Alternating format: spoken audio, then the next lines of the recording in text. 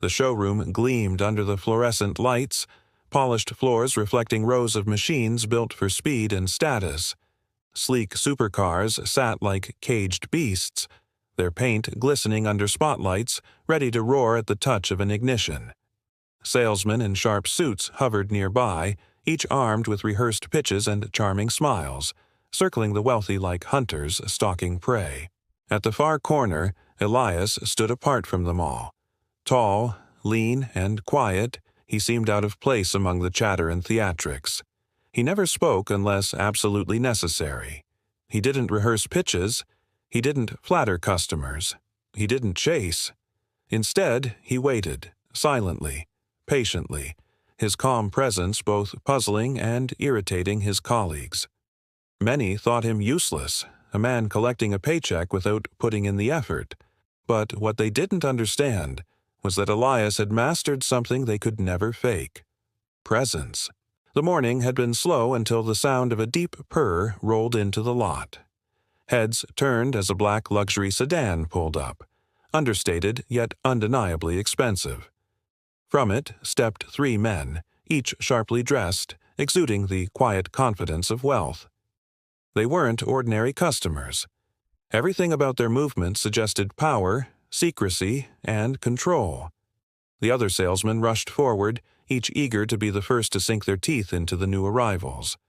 But the men ignored them. Their eyes wandered, scanning the showroom until finally landing on Elias, standing still, watching silently from the corner. Something about his demeanor drew them in.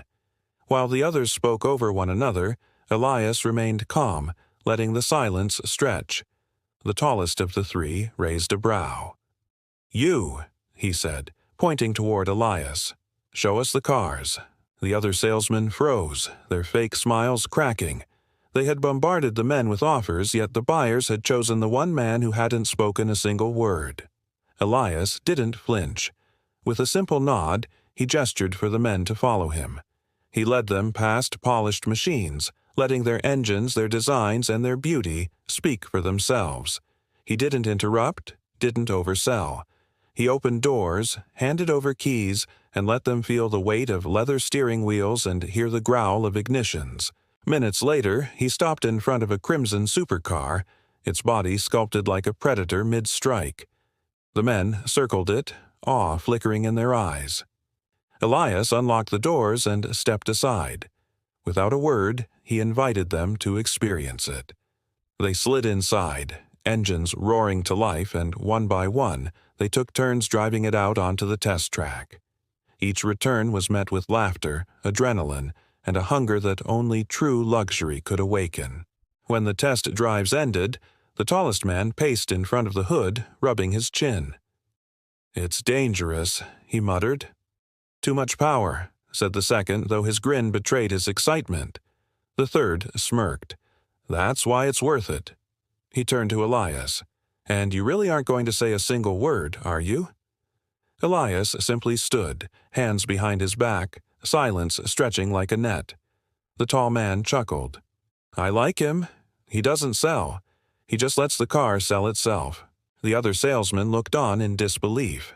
One, desperate, stepped forward and interrupted, listing service packages, warranties, and upgrades. But before he could finish, the second buyer raised a hand sharply. "We're dealing with him, not you." The rejection cut deep. The salesman recoiled, humiliated, while the others exchanged bitter glares. Elias remained calm, leading the buyers to the dealership's glass office. Inside, the atmosphere quieted. Elias slid documents across the table, the figures clean, the clauses transparent. No tricks, no pressure. The men exchanged glances and chuckled. "No gimmicks," one said. "Finally, someone who understands." The tall man extended his hand. "We'll take it." Elias shook it firmly. A silent gesture, a deal worth more than some homes. The paperwork was signed, the funds transferred. The crimson car was theirs. The other salesmen, stunned and speechless, watched their thunder stolen by a man who hadn't spoken a word. But what no one knew, not the jealous colleagues, not even management, was that these weren't ordinary buyers. They were wealthy investors, undercover, testing not just the dealership, but its people. And Elias had just passed their test in a way none of them could have imagined. The following morning, the dealership buzzed. Everyone whispered about Elias's impossible sale. Some dismissed it as luck. Others muttered that it would never happen again. But that afternoon, the black sedan returned, and with it came the 3 buyers, this time joined by a 4th man.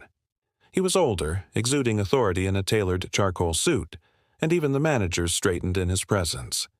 His name was Victor Marlowe. The salesmen rushed to greet him, but Victor ignored them. His eyes landed on Elias. "You," he said, "come with us." They led him outside, into the waiting black car. The door shut, and the world grew quieter. Victor studied him. "Silent salesman, they call you. You sold a car yesterday without uttering a word. Do you know why that impressed me?" Elias said nothing. Victor chuckled. "Exactly. Because you didn't answer. Most people talk too much. Silence makes others reveal themselves. You understand that, don't you?" Elias gave the faintest nod. Victor leaned in. "I'm not here just to buy cars. I'm looking for someone. My associates and I own ventures across industries: real estate, finance, technology. We came here undercover to test your people. Most are typical sellers, predictable. But you're different. You don't chase. You attract. That's rare." He paused, his gaze sharp. "I want to offer you something. A role in something bigger than this showroom. We're building an exclusive luxury venture, invitation only. We need someone who can close deals that words can't. I think you're that man." The air grew heavy. Elias didn't nod, didn't smile, didn't shake hands. He simply let the silence hang. Victor grinned. "Good. You don't need to answer now. But remember, opportunities like this don't knock twice." The car door opened and Elias stepped out. As the sedan disappeared into traffic, Elias returned to the dealership, silent as ever. Whispers followed him, suspicion growing among his colleagues. Who were those men? Why had they chosen Elias? But Elias said nothing. Weeks passed. Elias continued as before, quiet, detached, never forcing, never pleading. But something had shifted. Customers gravitated to him. He didn't sell often, but when he did, it was always the highest ticket machines. The managers were pleased. The other salesmen were furious. They accused him of favoritism, of secret connections, of trickery. But none could replicate his results. Late one evening, long after the showroom had closed, Elias found a letter slipped under his desk. A single embossed card bore Victor's insignia. An invitation. The time had come. That night, Elias walked into a private club lit by chandeliers, filled with men and women whose wealth was whispered about but never openly measured. Victor waited for him, flanked by the 3 associates. "You came," Victor said with a satisfied smile. "Good. Tonight you'll see what we're building. No words necessary."